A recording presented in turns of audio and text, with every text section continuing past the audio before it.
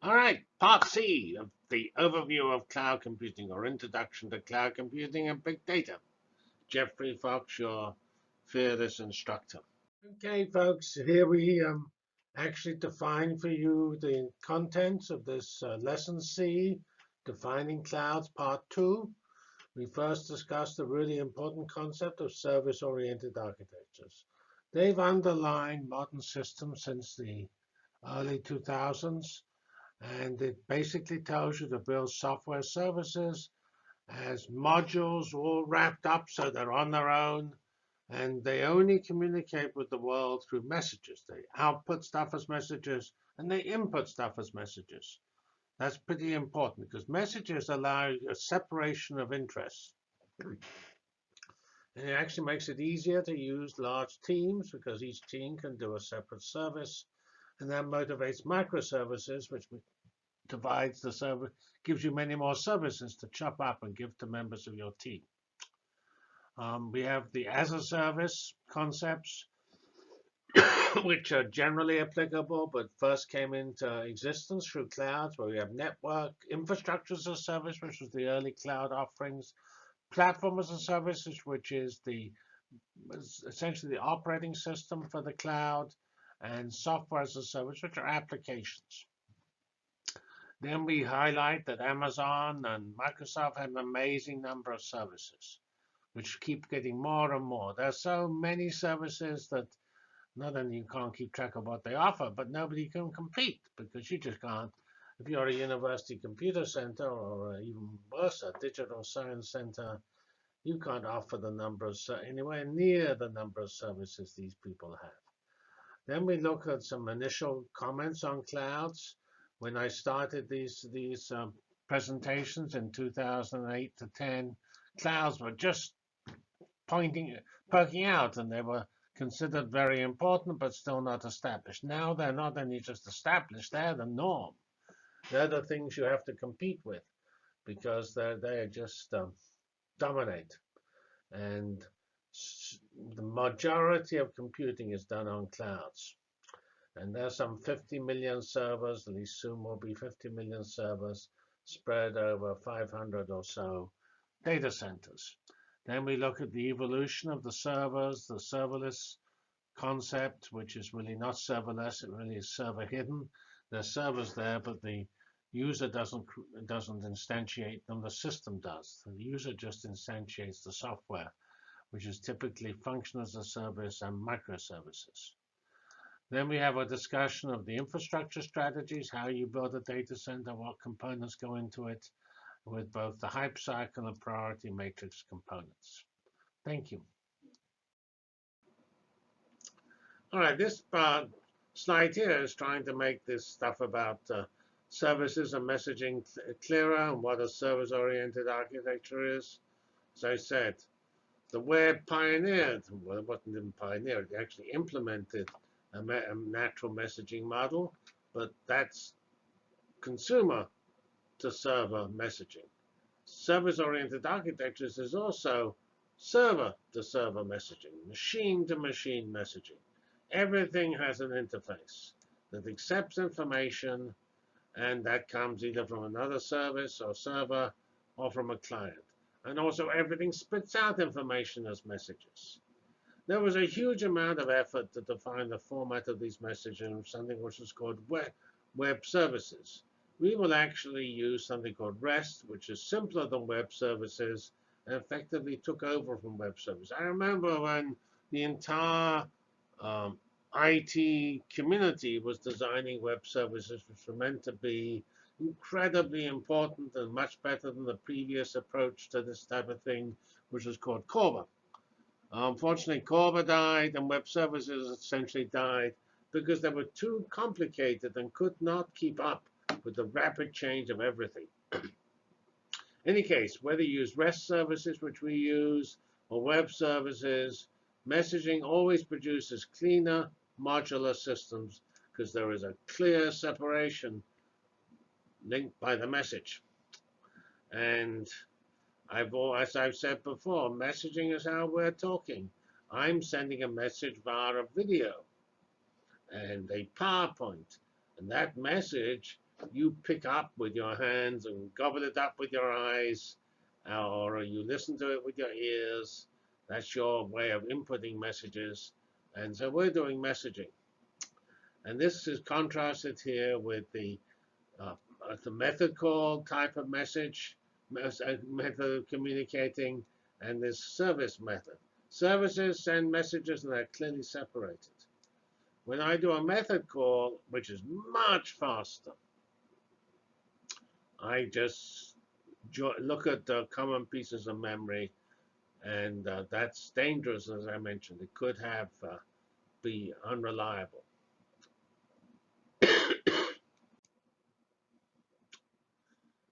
All right, here we are. This is the as a service slide. Lots of as a services.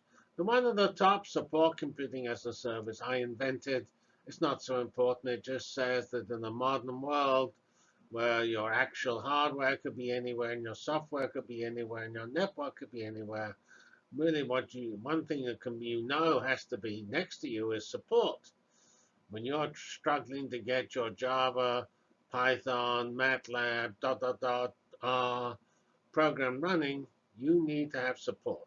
And so support as a service is pretty important, and people ought to work a little on this concept. I mean, they offer support, but not certain it's articulated quite as a service.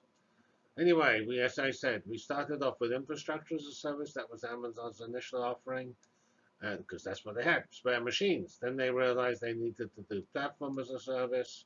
Actually, that was pioneered by Google. The Google App Engine was the first platform as a service. It was a rather specific platform as a service and couldn't do everything. And so it actually was not probably as successful as it could have been if it had been a slightly more general offering.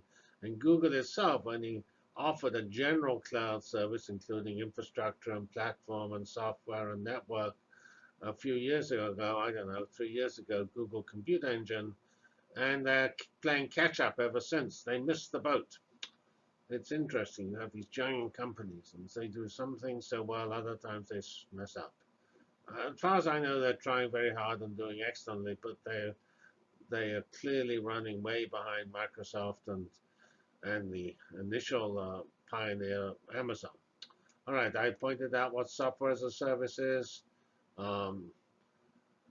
which could be applications. It could be use of like software as a service. It's offered to support online education and open edX and things like that.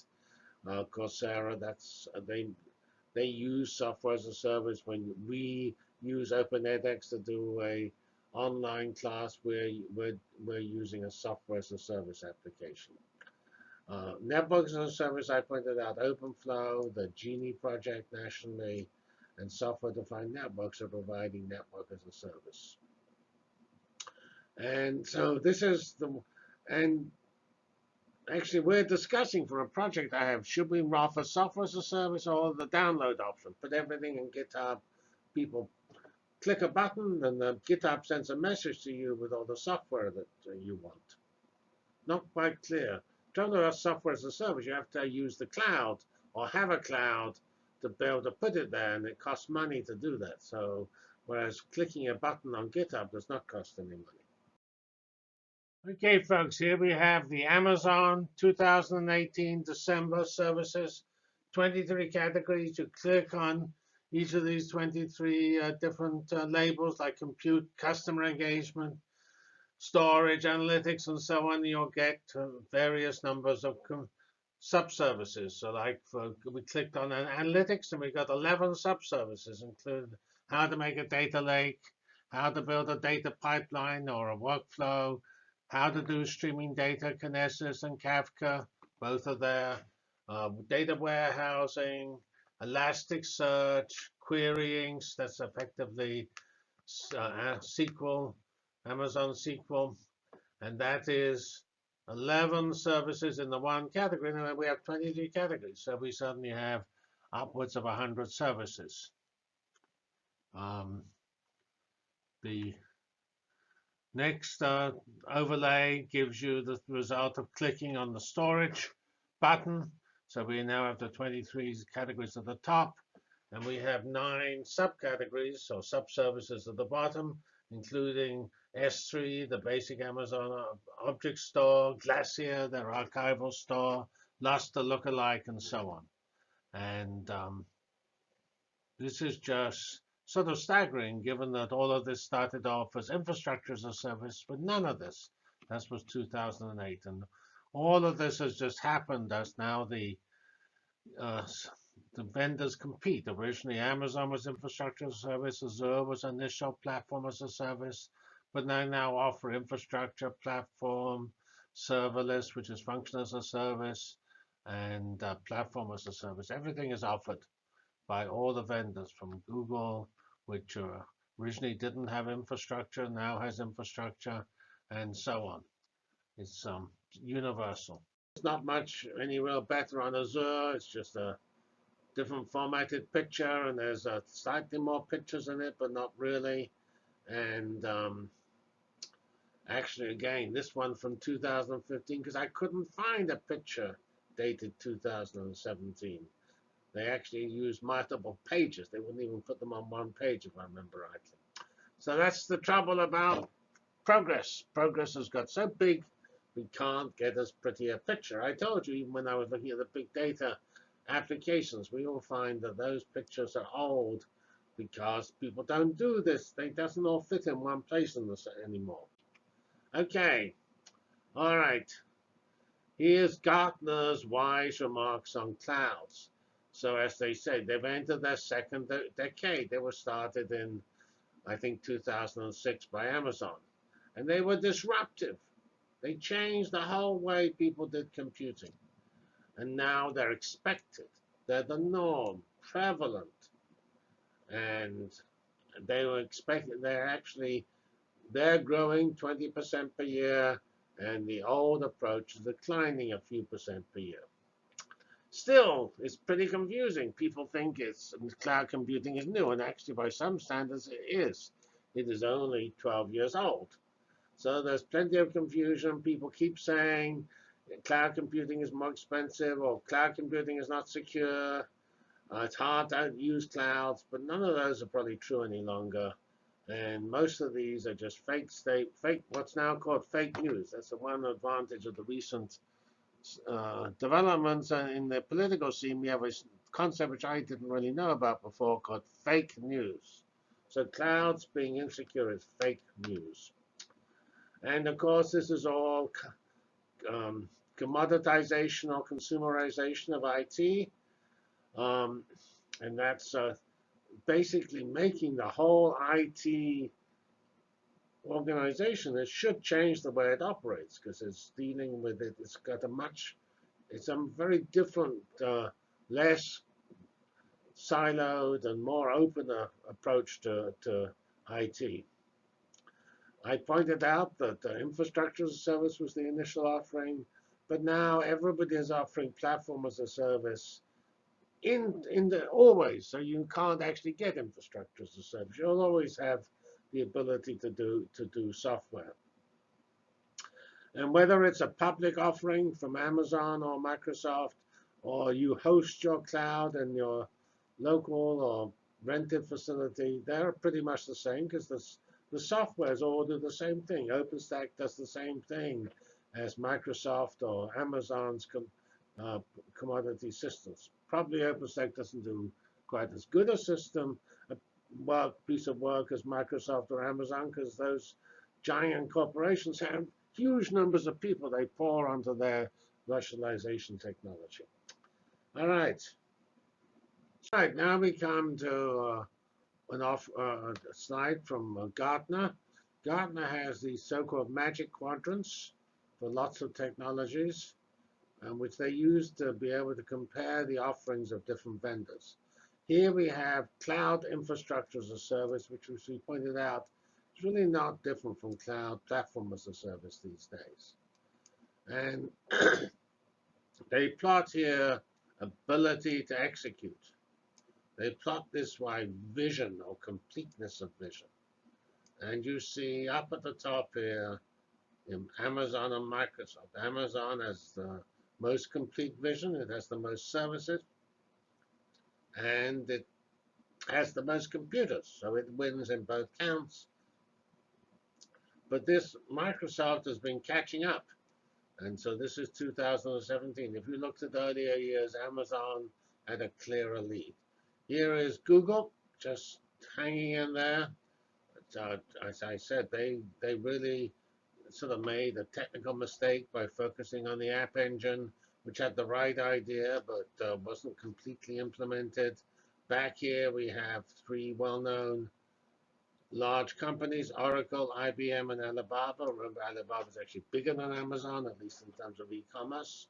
So they ought to have plenty of computers to rent. And if you read this report, which will be accessible to IU students, you will get some detailed description of each of these vendors.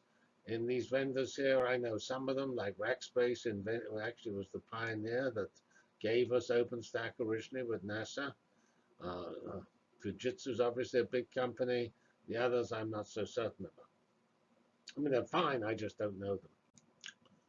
All right, here's a neat Gartner slide, evolution of server computing. So when we did clouds, in fact, last year, and certainly for the half a dozen years we did it before then, we offered you hypervisors, usually on KVM. We actually offered you access to Amazon, but most of it was done locally with OpenStack, and before that, Eucalyptus and Nimbus, which are previous um, cloud management systems. But at least we are now going to switch more or less completely to containers, which will be Docker and Kubernetes, which virtualize the operating system. And they have applications as the unit of scaling. Here, the whole virtual machine is the unit of scaling with the operating system.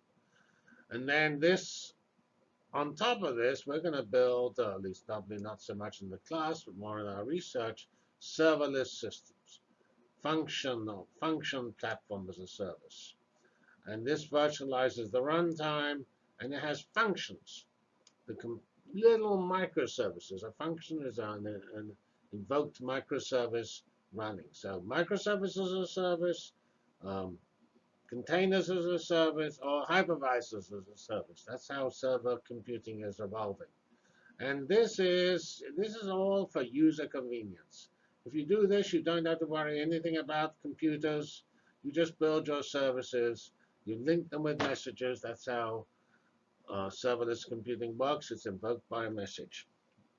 All right. Here they have these hype cycles, which we'll describe in more detail later on. But they have these amusing names: innovation trigger. The favorite one is the trough of disillusionment, which happens with the peak, after the peak of inflated expectations. And then clouds, by the way, are sort of somewhere up here. And they are trailing. Clouds have many technologies. The core cloud technology are up in this region. Core concept up here, some of the um, uh, technologies like, say, OpenStack itself is not quite so mature. But still, they're climbing the so-called slope of enlightenment, and the clouds themselves are on the plateau of productivity because they're sort of a significant fraction, if not almost 50% of all enterprise IT use. I remember when I first went to these presentations on clouds, people were being controversial and saying, well, there will be 20% cloud use this year or next year. But now it's essentially 50%, and people just shrug. They just accept it, or they don't accept it because they close their eyes. Anyway, he has this Gartner's, sorry, he is, the organization Gartner has a paper on the evolution of server computing, which I got the previous slide from. And okay, folks, here we have a Gartner on how to build the cloud data centers, or the infrastructure strategies hype cycle 2018, latest from July of this year. And key things that I've highlighted are connected to the edge and software-defined systems, where software-defined systems, as here, are really not defined in software, though you have software like Ansible and Puppet and things like that, which execute, and Chef, which execute scripts, which then create the software, the virtual machines, orchestrations and so on. And the advantage of having everything defined is that when you crash and lose it, you can recreate it. And also, if there are somehow changes, like a software patch, you'll get that software patch automatically, because when you rebuild the system, you'll use the component with the software patch. Here we have edge supercomputing, the concept that if you take all the systems at the edge, they add up to a lot of stuff with a lot of computing. That used to be called grid or desktop computing and things like that. Here we have serverless computing. This red thing here points to that. Here we have the another major thing, the Internet of Things. Private cloud computing is sort of critical for linking sort of sensitive things locally, but implemented as a cloud, connected to the cheaper, huge, infinite resource public cloud system. That's sort of built into most people's strategy today. Here we have the same stuff presented as the priority matrix of Gartner, which we discussed earlier. We see that the critical components, edge, remember, Microsoft has the intelligent cloud joined to the intelligent edge, giving us the AI supercomputer. So here we have edge computing, and here we have Internet of Things, which of course is the same, an aspect of edge computing. We have serverless. These are all transformational. They're going to just change the way things are done. Here we have software-defined security. Here we have hyperscale computing, which is the very large data centers and the huge scale that big data requires. Here we have infrastructure software-defined systems. So here we have the security, and here we have the whole infrastructure defined by scripts and implemented on demand. And when we go to the edge, we're going to need micro data centers because we can't put everything in central resources. When your car is about to collide with a truck, it really doesn't want to go back to the cloud to decide what to do. So here are all these components, and there are all sorts of other interesting things like container management, which is critically important, but sort of only moderately, of moderate significance because it's bound to happen. It's been done already. So that's here. So, all right. So software-defined networking, SDN, that's effectively deployed. And so it changes there will probably only have moderate importance. So it's all pretty exciting. Thank you. All right, folks, here we have a little update of the infrastructure strategies hypecycle to 2019. They took the previous hypecycle and divided into two, putting here the sort of cloud parts of it, removing edge, but you still get the same picture. You get clouds, containers, software-defined automation, software-defined almost everything, software-defined edge. When you see SD, it means software-defined. And sometimes it's not a well-defined abbreviation otherwise, but in these things, it's software-defined. And here we have machine learning, augmented data centers, edge supercomputing, which I'm rather skeptical about. Service mesh, which is discussed other place in these talks, and of course we have the edge computing itself. But this is really the cloud side of it.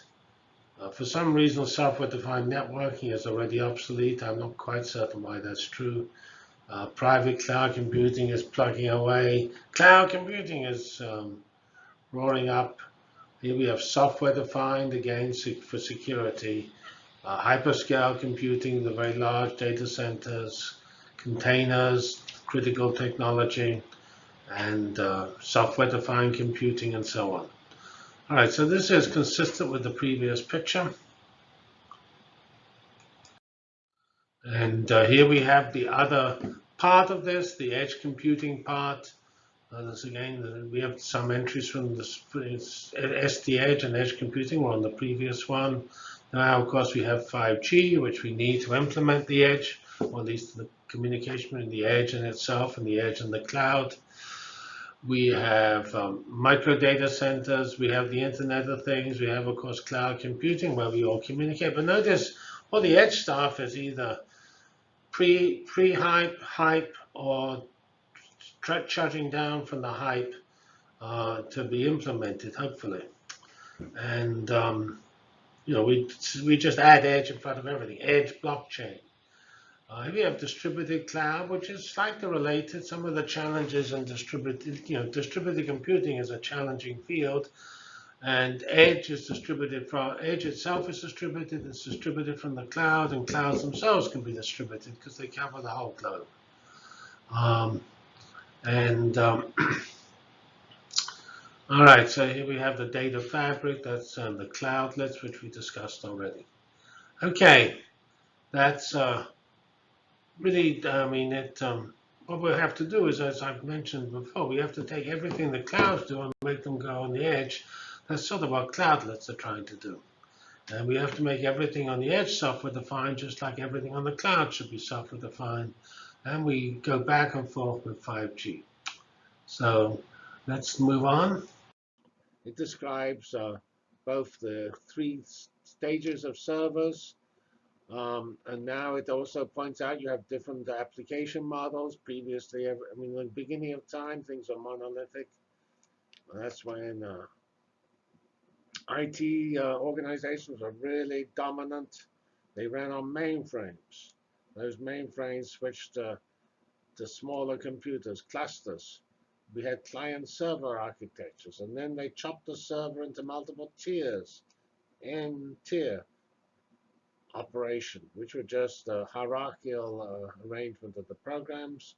And now we have this more flatter organization, microservices. We're doing everything that's service-oriented, and each of those services runs independently.